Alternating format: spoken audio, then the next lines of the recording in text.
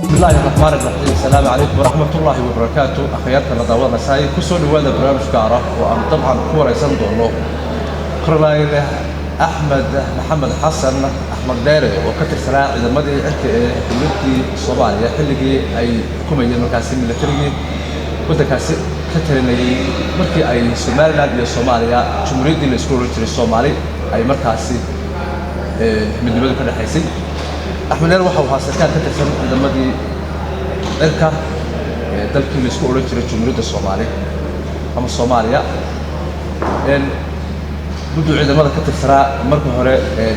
ku soo dhow Axmedow magaalada Hargeysa oo maanta ka siyaabo baxayso lafteeda laakiin saad markii ugu horeysay aanay hayna timaado marar badan aad timi hadda iyo markii horeysayba markii hore ku soo dhow Hargeysa ku soo dhow barnaamijkan anigu Salmaan Cabdi Cali baan soo dhow waa dhawaay Salmaan tiimka asla socotaan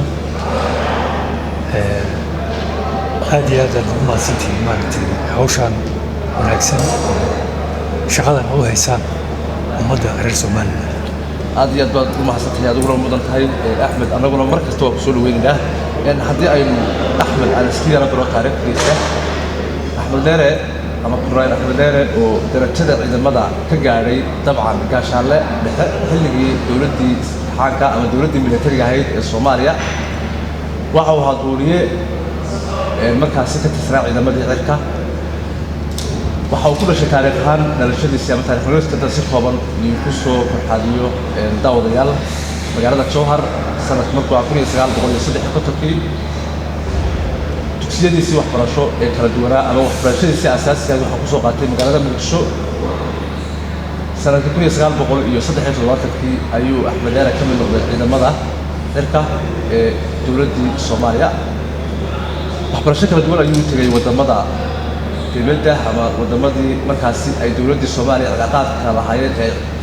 ama ay wadaagta ahaayeen waxaana ka mid ahayd waddanka Masar oo soo qaatay waxbarasho waddanka Ruushka oo isagana soo qaatay waxbarasho tuba aan u malaynahay waxbarasho ciidanimo sidoo kale markii uu dalka ku soo laabtay ciidamada cirka ayuu ka mid noqday duuliyaashii diyaaradihii cirka ama gaadiidka cirka ee Soomaaliya wali waxa lagu xasuusan yahay Axmed Dheere da ku soo dhawaada taariikhda in uu ahaa sarkaalkii sanadkii 1988 markii gobolladii Somaliland خاصة مقالة هرقيسة دقيقة أي إذا مدي دولة الصومالية كوها يندك الشعب سكان في قاصدي إن آرو مركزين تقيمين أما آرو يبعتوا بيسن شعب جيل الصومالية أما غير الصوماليات أولا في الجباعي وحلو بحسونه هاي إنه مقالة هرقيسة كدولي كورسي أنت آرو هرقيسة كدولي وكيبي مقالة بالشو دروك كل الدولة كسر دولي كان على السلام كسر قاطي هرقيسة يبي ما عرفت كثير الرجوع في uu ka qayb qaato howlgalka ciidamada militariga Soomaaliya ay markaasi ku duqeynayeen dadkii maatada ahaa ee ka dhaxay gudaha magaalada xilliga ay dagaalada ka socdeen magaalada Hargeysa Axmed markii amarkaasi la siiyay waa ku gacan sayray waa uu duulay diyaaradii uu waday oo ahayd si aan soo miigta qodobada waxa uu duulay dalka Djibouti waxa uu ka degay meel xeel ah oo ku taala gobolka Kujara ee dalka Djibouti halkaasoo mar kale naftiisa ku mahadceliyay ama uu go'aan adag qaatay inuu laan faras wax la ku duubo oo dhulka diyaaradda fariiso intaasi marka laga yimaado taariikhda Axmed waa mid ka turjumaysa dhinacyo badan oo xagga bini'aadanimada xagga daacadnimada iyo xagga wadaniyada intaba Axmed baa ku soo dhaweynaya Axmed oo taariikhda soo sheegnayo kulli waxna waa qodobada dhici karta waxna waa sax toojaraad ka degtay nimanka rumaysta ayo halka joogaba qod dadka ugu horeeyay la kulantay bal jooga ku qaabileen halka maxaa ka dambeeyay waa Djibouti waa gashay بسم الله الرحمن الرحيم. horta salaamaad si wanaagsan aad u haysaa horta wixii dhacay aad la socotaa waxayna markhaati ka tahay inaad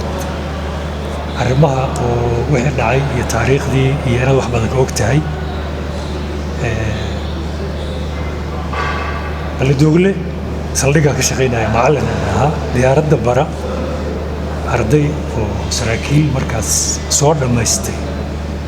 diyaaradda kaloo jisna la yidhaah oo halkaas macallina ka ahaa.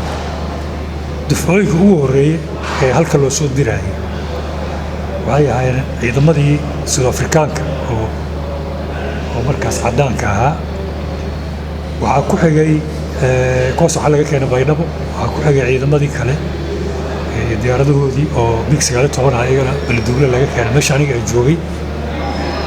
annagoo laba ah waxaan hayna diyaaradii ugu dambeeyey oo yimaad markaas. diyaaradahaas markaan halka ku imaaneen MiG-19 way fadhiyeen. diyaarada la fadhiisiiyey ay ahaayeen. waxaa loo soo kiciyey waxaa la fadhiisiyey macnaheedu waxaa weeye waxaa ka dhammaaday shaqadii ka dhammaatay. waxaa loo soo kiciyey waxay ahayd bambooyin ay qaadayeen laakiin diyaaradaha halka kuma yarayn. diyaarado fara badan ayaa yiilay oo MiG-19 iyo Hawk Hunter labadaas nooc oo dagaalka ah iyo diyaarad sahana mid kale ee ayadana dhaawacyada qaado maalintii timaad habeenkana u hoyatay Muqdisho. intaasay ahaayeen laakiin annaga waxaa loogu soo biiriyey oo diyaaradahaas fadhiga loogu soo kiciyey ayagoo sharciga waafaqsanayn duulimaadka sharciga duulimaadka diyaaradahaas ma waafaqsanayn. waxaan u soo jeediyey sarkaalkii ila socday inaan arrintaas inaan ka hadalno oo badbaado nolosheenna ay ku jirtay diyaarada aan sharciga waafaqsanayn oo qaanuunka. markuu igu waafaqi waaye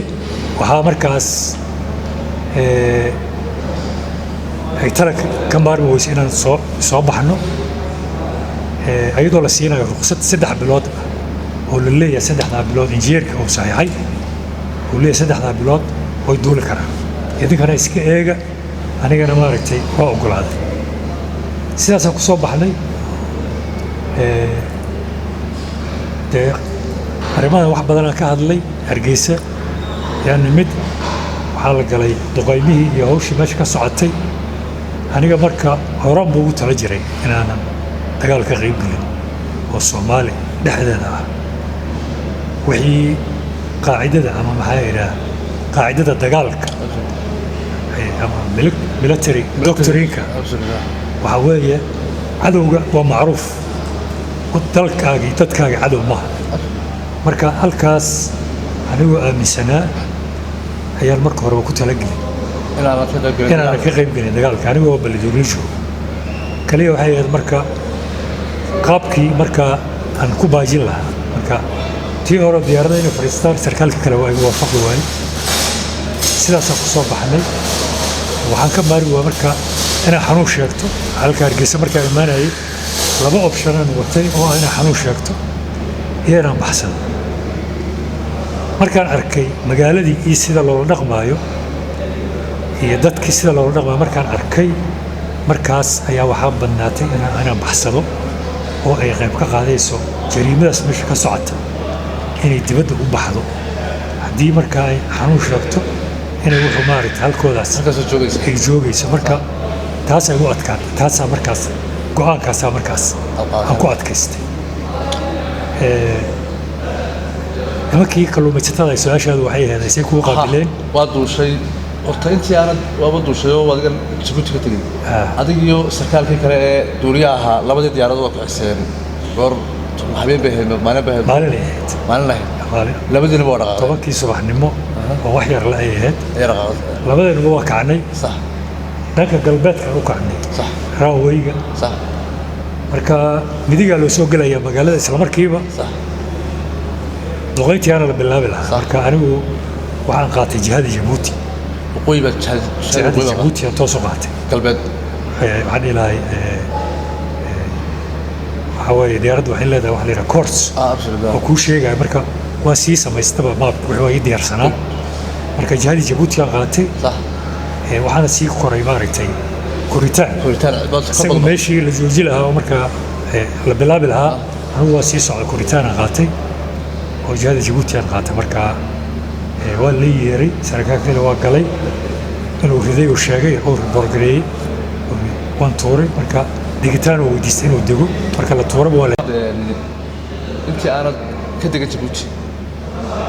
inta dhexda si socotay ama wadiga jahadii qaatay ee duushay toos Djibouti aad abartay waxa kala kulmay caqabad waxa jiray dabaysha khamaasiinta yiraahdo oo boorka inaysa marka joog dheer markaan qaatayba dhulkii aniga waa kala go'an aragtidii diyaaradahana waxay ku duulaan ama radar markaas dhulka laga hagayo la shaqeynaya ama isha inay arkaan dhulka oo meeshii maray ka ogaadaan marka aniga aragtidaas ku socdo marka dhulku waa waaye laakiin saacad iyo waqti aan ku socday iyo jaho markaan Djibouti inaan joogo aan dareemayo ayaan soo dhaadhacay waxaan arkay inaan yar dhaafay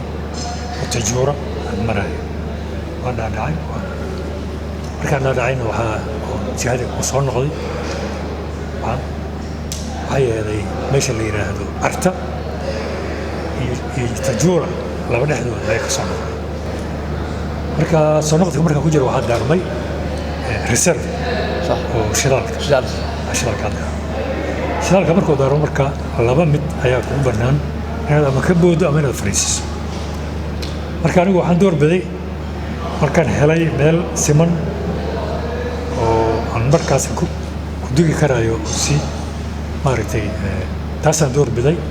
anoo markaas kalsooni badan aan ku qabin barashuutka shaqo badan u baahan yahay marka taas meeshaasaan ku degay markaan degayna waxaa dhacday inay meel heeday cidla ah oo kul badan marka waxaan koray buur aad u dheer oo markaas badda xeebteeda ahayd anoo dad doondoonay waxaan helay marka kalluumaysato aan ka fogeyn meesha oo meel kaloo koona ku jirtay kalluumaysatadii aynu imid marka iyaga yaa igacan siiya oo ilaa Djibouti keenay markaa Djibouti waxaa ku tagteen gaari mise doonba ku tagteen doonta kalluumaysatada ayaa ku tagteen nimanka haddaan heli lahayn ba waxay ahayd xaalad kale gelin lahaa way axmedo markii aad ka degtay Djibouti gashay kulli saraakiishii dowladda sartay markiiba soo ma nacam haye waxaan saragnay saraakiil yaryar oo markaa dekada joogtay ayaga fariin diray waxaa markaa ii yimid inkii ciidamada madaxa u ahaa Djibouti ciidamada jandarmeriga Djibouti marka ninkaa ii yimiday isagaan israacnay kadibna waxaan tagnay saldhigii oo markaas jandarmeriga halkaasaa su'aalo iyo interview aan galnay maalintaa habeenkii way si wanaagsan ay soo dhaweeyeen sarkaalka oo jandarmeriga madaxda u ahaa marka wuxuu ii soo dhigay inaan ka raalli ahaado inaan habeenkii meesha baryo safetigayga dartiis oo aanay hotel inay geeyaan maaragtay sidaas darteed inay tahay laakiin dhibaata aanay jirin صح habeenkii halkaasaan ku baryay aroortii dambena waxaa lii geeyey wasiirka arrimaha gudaha صح oo inaan hadda magaciisa aan filayo inuu yahay barkad inuu magaciisu ahaa wasiirkaana isagana sidoo kale aad iyo aad si wanaagsan way soo dhaweeyey waxaa la fadhiyay marka laba nin oo United Nationka waa gartay Djibouti iyo Soomaaliya markaa xiriirkooda sidoo Djibouti iyo Soomaaliya xiriirkooda markaa waxaa ka jiray heshiiskii Mengistu iyo Maxamed Siyaad heshiiskooda Djibouti uu ka dhacay صح marka shaki waa igu jireen markaa shaki waa igu jiray laakiin sida ila macaamilaan si walaaltinimo ah laakiin shaki badan ay igu jiray maxaa la heshiisku meeshuu ka dhacay waxay ahayd Djibouti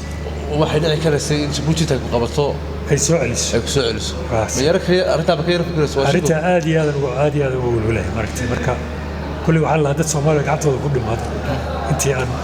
Ethiopia aadi lahaa marka ayaga meel kale aadi way sarkaal ciidan xooga dalka Soomaaliya ka tirsan oo darajada gaashaale dhexe oo diyaaradooda dalka ka goostay war weyn ma xasuusta idaacadaha caalamka iyo adiga laftaadu warbaahinta ugu horeysay la hadashay iyo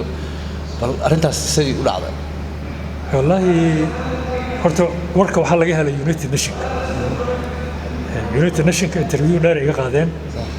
waxaa la jooga markaa xerooyinka qaxootiga halkan niman joogay oo caddaan ahaa xerooyinka Hargeysa agteeda iyagoo meesha joogaan isku aragnay waxaa la yidhi ninkan wuxuu ka yimi xeriyii qaxootiga marka iyaga laftigoodii way yaabeen marka laftooda markay arkeen oo anooba tuutii qaba markaa ayaan meesha isku aragnay duulimaadka marka iyagana way yaabeen waxay yidhahdeen waa marka markaas shooga ku dhac marka ayaga siiya marka United Nationka ayaa warshay laakiin Djibouti aniga warbaahin iskuma arag warbaahin laakiin waxay ka qaateen United Nationka markaa warkii sheegay ciidamada Soomaaliya iyo diyaaradoodii baa goostay taas ma xustay idaacadda ugu horreysay sheegtay warka idaacadda anigu ma dhegeysataa anigu markaa idaacadda ma dhegeysanayn laakiin waxaa laga qaaday guri Tajoora ku yaala oo mataqaana barsaabka gurigiisa ilaa laga helayo wadan markaas aniga qaabila marka gurigaas ay jooga akhbaartii waan helayay in la soo doonay oo saraakiil ciidanka cirka ay yimideen taliye ciidanka cirka Soomaaliya oo aniga ay doonayay iyo diyaaradii marka waa la sheegay waxa la yiri maartay ninkaan ma hayno United Nations lagu wareejiyay diyaaradina waa taa hadii aad qaadan kartaan maartay waa halka taada marka laakiin wargeysyada iyo waxa la masoo maartay wax badan lama soo wax badan laga sheegay in diyaaraddu soo baxday marka dawladda militariga hay'adda shacabka soo qasay adigu la fahmi kara carabta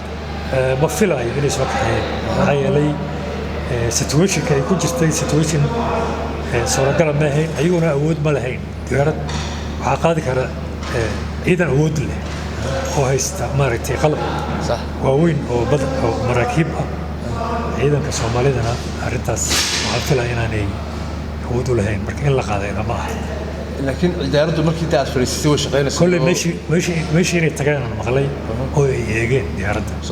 sidaas la sheegay way waxaa ka degtay waddanka Luxembourg muddo intee laga dhaxaysay intii aad Luxembourg tagtay iyo intii aad Djibouti joogtay ilaa maalintii aad tagtay lix cisho meelahaas lix cisho u dhaxaysay maalina Djibouti joogay iyo amba laba maalin Djibouti joogay iyo inta kaloo joogay Tajoora gurigaas way dabada u baxday marka waxa weeye waxaan tagay Luxembourg dowladda Luxembourg markaa diyaar ay ahayd ayada aqbashay kala xafiiska qaabishan ayaa markaa la soo diray oo airportka iga keenay oo markaas geeyay meel markaas aan dego markaasna يعني نروشي هالك السنة متقن. أنت كده مثل هالك السنة. يعني مدة هاد كل ورد دبدها حلقة جاك دبلس. كل دين الكيس عماريو أو سومالي ده حكى له تدت كردوان كيو بشدة عارف إن حكى له بالحيط. إن ملاجاورة استي أما واحد بوضع مكتب استي حيابيه هذا كده عيين عاد أركسي عاد قلبت هذا إلى قريب خنقط. وقصوا أبري أتبع سيدي. ورا انترفيو أما ورئيسيو عالمي مبحث. ورئيسيو واجرا تلفزيون أو لوكسمبورغ ويقعدين ورئيسي معاني هذا سومالي بدن أو معاني هذا أنا سيدو كله تلفزيون هذا قاركود أيقنا ورئيسي يقعدين شرر لسكوبي إيمانا يو سومالي هذا shirar badan oo Soomaalidu yimaadaanna waan tagayay oo markaas arintaas waa uga hadlay marka waxa weeye tan uu yaabka badan oo ilaa hadda iyadoo lagu joogo 32 sano tan uu yaabka badan ee aan arkay waxa weeye Somaliland dadka jooga oo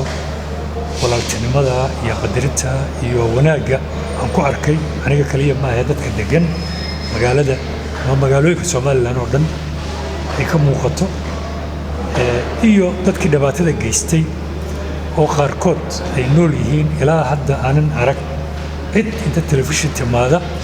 qirta ee hal la cafiyo dhibkaasaan galay dembigaasaan galay ilaa hadda aanan arag taas waa tan igu yaabka badan oo ilaa hadda aan isweydiinayo